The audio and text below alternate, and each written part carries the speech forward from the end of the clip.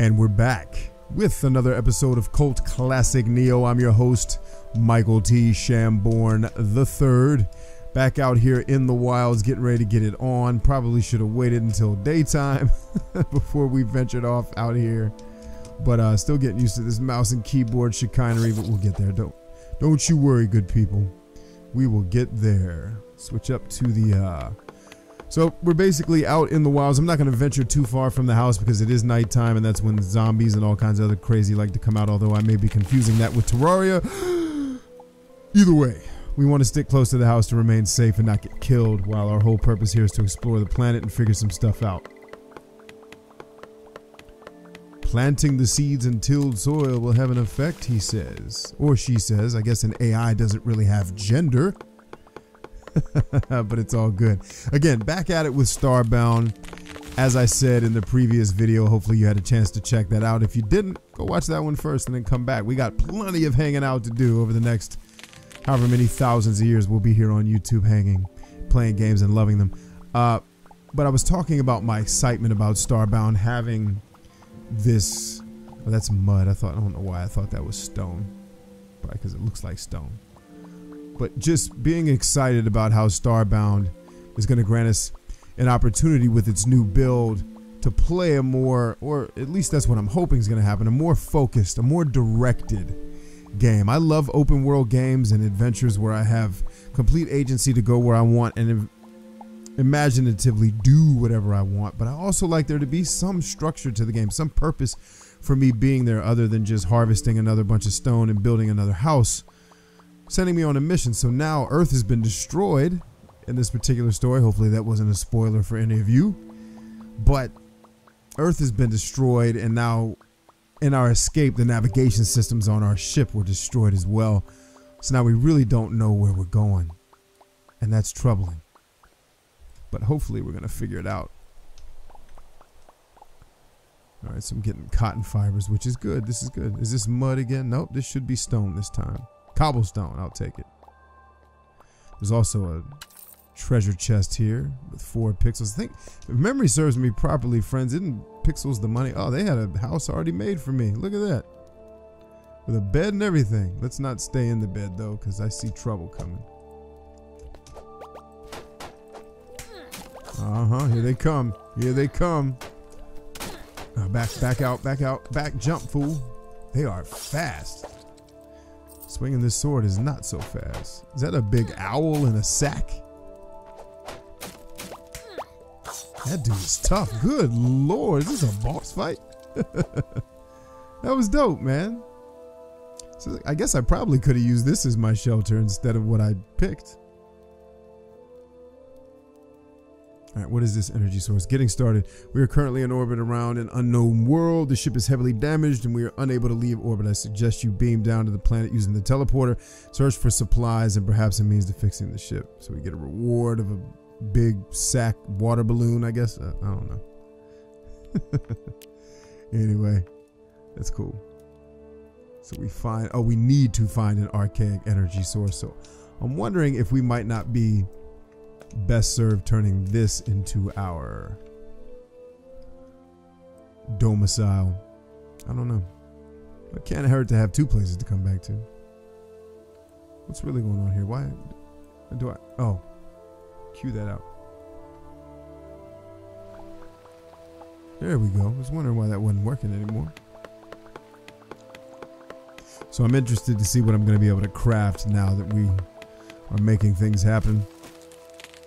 Chopping down trees, getting cobblestone, fighting big owl birdmen in burlap sacks. That's always fun. You gotta fight an owl birdman in a burlap sack. Wow, that tree gave itself a hard time, didn't it? But anyway, one of the questions that I'm going to be posing on the channel in another video, but we can discuss it here because I think it's a conversation that can certainly span more than just one video or one talk. What do you all see as the next big thing in gaming?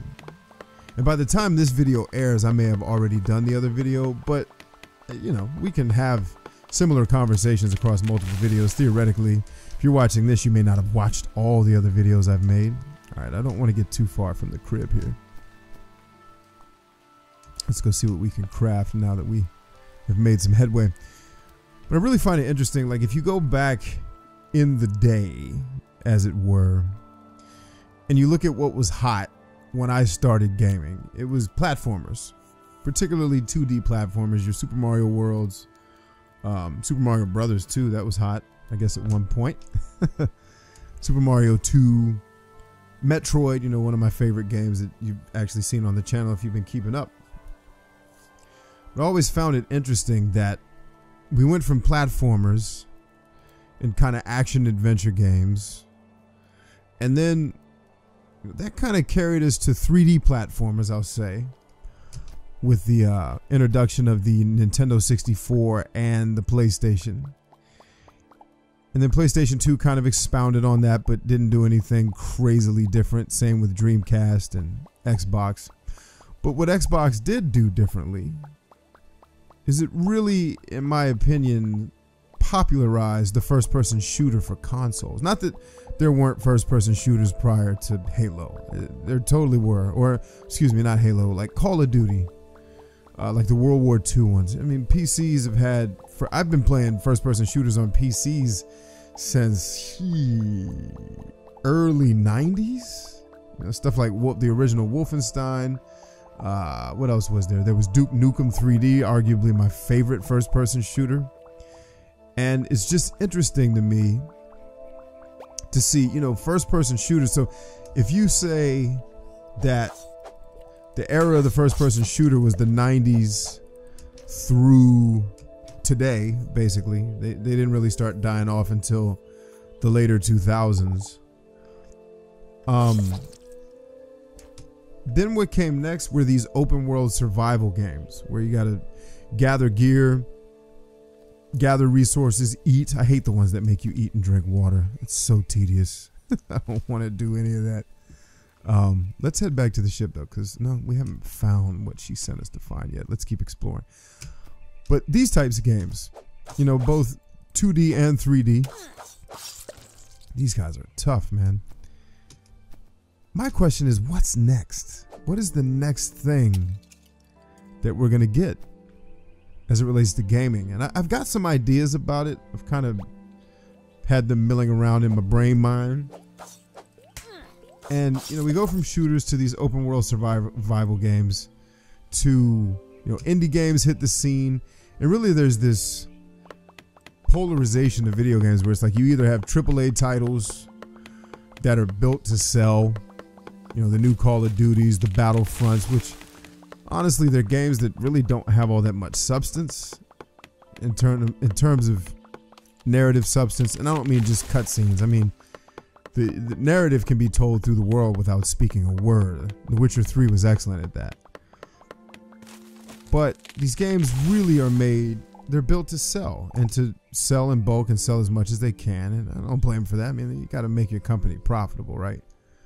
But I guess where I have some reservations is the alternative then is just basically smaller indie games, and rarely do we get a studio that's like pushing the envelope, taking chances, you know, like Kojima did with Metal Gear, the whole Metal Gear Solid series, not just 5, which is more recent, but the whole series. A lot of chances were taken with that. Going all the way back to my favorite Metal Gear, which is the original on the NES, or the MSX if you prefer. I've played both. I like both. I don't get on the bandwagon of, you didn't play the real game if you played the NES version. It was stripped down. And like, yeah, it was, but it wasn't that big a deal. Calm down. But I don't know, sometimes in my brain I just wonder, and I think the next thing in gaming that's really going to catch on and really catch fire is, and I'm just letting my health regen while I'm talking to you guys if you wonder why you're just looking at a static screen here. I think the next big thing in gaming is these walking narrative. I don't mean like Gone Home, even though that obviously is a very popular game. I mean more along the lines of Tales from the Borderlands. All the stuff that Telltale has been doing is what, and granted, nothing's new under the sun, okay? So like first person shooters weren't new when Call of Duty came around. They had been around since the late 80s, early 90s when I started playing them. Platformers have always been around. They've evolved over time. They've devolved over time.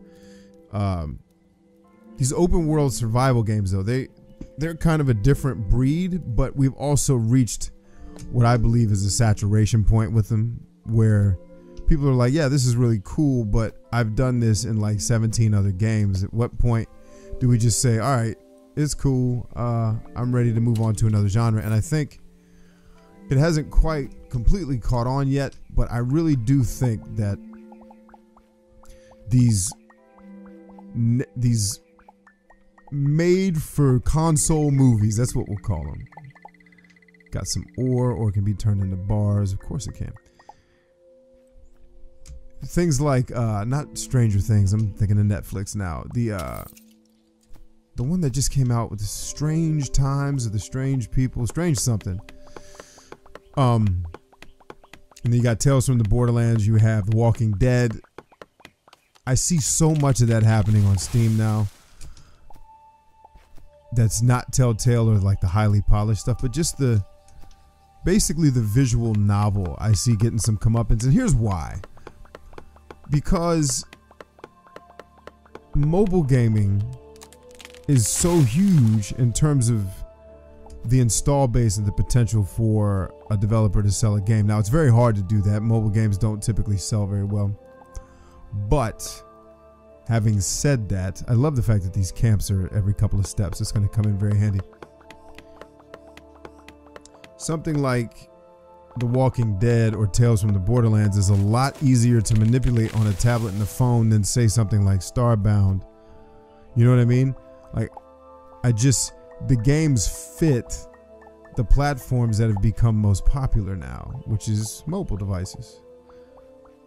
You know, and that may not jive well with us who grew up playing on consoles and, you know, PCs and stuff like that, but I think it is an observation of the reality that we have to at least consider. Maybe we don't like that answer. I don't have a dog in the fight. I think the games we like will always exist. There'll always be a market for something that you like because there's enough people that still want to play it just like you.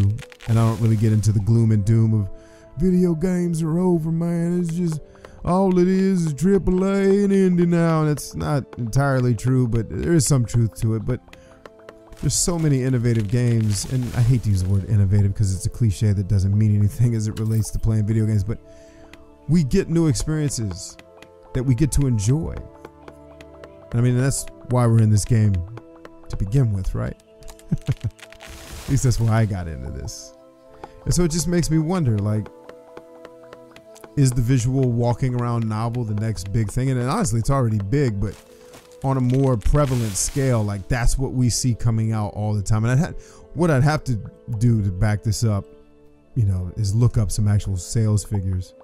Because if those games sell incredibly well, then and there's a pattern of great sales, then you could take it to the bank that as it turns into a red ocean, more and more people are going to try to get into it. And I say it too because I recently went through all of the E3 material, and I just noticed that a lot of the games were these kind of just walking around, interfacing with the world. Like games like Soma, you know, not just the walking around simulators like what Telltale does, but even games like Soma, which in my humble opinion, Soma was such an excellent experience for so many reasons. Like, just, yes, more of this, please. Let's make sure we're not getting ready to fall off a cliff here. All right, so I'm looking for some energy source, and maybe I need to go underground and not keep trying to push my way up, maybe. Let's push through this wall here. Anyway, that's my 2 cents. I'm curious as to whether or not walk around simulators and Telltale games, and because at some point these survival games, as cool as they are, at some point we're going to get to a thought process where we're like, we've been there, we've done that. What are you really showing us now that we haven't already seen? And a lot of older gamers, I think, are already there. And I don't mean old like you have to be 50 years old, but just older gamers that aren't, 18 or so. 25 and uppers, like we say on this channel, is best viewed by intellectual gamers over the age of 25. Uh-oh, is that ice that I'm kicking up there? No, it's coal. Okay, great. Coal will come in handy because it will allow us to get our smelters hooked up and all that jazz. So I'm going to go ahead and leave you all here. I'm going to thank you for watching because you're all a blessing to me. And I really do appreciate you taking time out of your busy lives to come hang, because that's really what this is all about. This channel is all about having a place to hang, talk about the games we love, the games we hate, in a positive environment without the cynicism, or really the hypersensitivity and immaturity is what we need to call it, because it's not even just cynicism.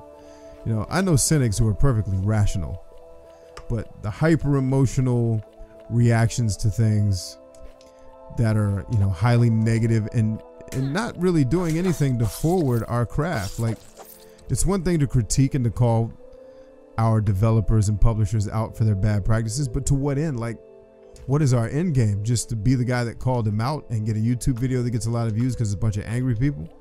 Or do we actually try to affect positive change by, yes, letting publishers know when they do something that doesn't please us, but at the same time helping with constructive criticism and feedback and working with publishers to get certain things done? That's the world I see working the best. I'm really trying to kill this thing and it keeps jumping away. I'm trying to figure out why that is a miss though, because I don't think I can just use the tool on him. No, I can't, and I'm afraid as soon as I move this rock he's gonna attack, which, I mean, as well he should. If he were a hostile or perceived me as hostile, I'd expect him to do the same thing. Anyway, thank you so much, ladies and gentlemen, boys and girls, for watching. God bless all of you. Hope you'll subscribe so we can keep you up to date with everything that's going on here. And until then, catch you on the next one.